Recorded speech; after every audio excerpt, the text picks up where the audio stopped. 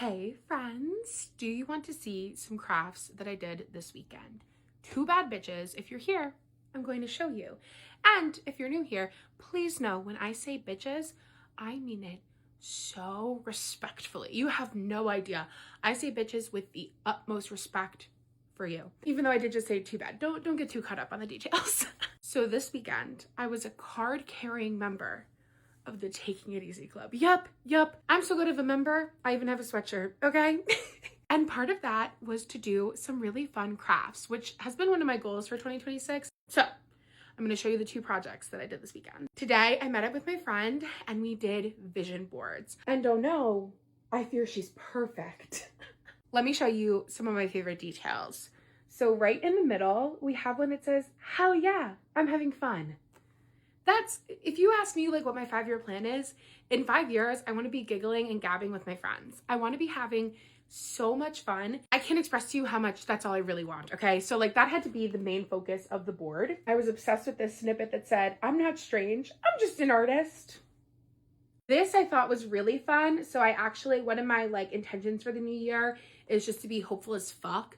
I'm like not a naturally optimistic person, but I actually decided this year, instead of catastrophizing and thinking of the worst possible outcome, I'm just gonna be hopeful. And a really big inspiration for that is a poem by Emily Dickinson called Hope is a Thing with Feathers.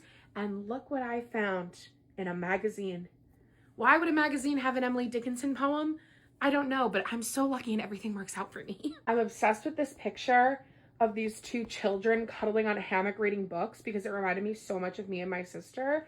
And that's like the vibe for this year. I want to be like chilling on hammocks, cuddling with my loved ones, reading some good books.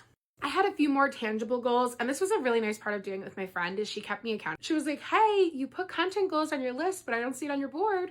Oop. So I do have a picture of me with my vlogging camera there. I also really want to learn to crochet this year. Oh, this one I loved so much. It says, meet around a simple yet well-appointed table.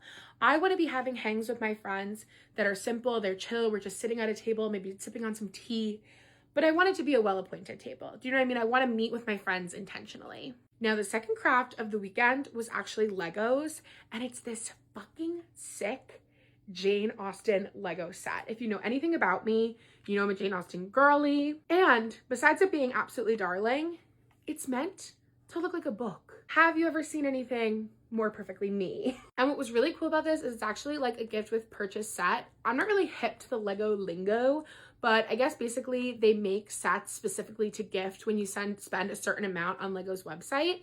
And they're sets that you can't buy on their own. Like they're only gift with purchases. GWPs, as the kids say. The Lego kids at least. And so when they announced they were releasing a Jane Austen one, my sister bought a bunch of Legos and my friend Emily's husband bought a bunch of Legos so we could both get this Jane Austen gift with purchase. And our plan, which we finally executed last night after like an embarrassingly long time, was to watch Pride and Prejudice, 2005 version of course, drink some tea, eat some delicious scones, and complete our Jane Austen Lego set. And the prophecy was finally fulfilled last night. Isn't it so adorable? This table with a quill on it does keep popping off. It's okay, it was the 1800s. I just think the bookshelf is so darling, and I love the piano. And the cutie little window, if you can see me.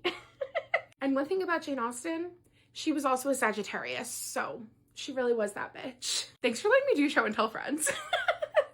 Love you.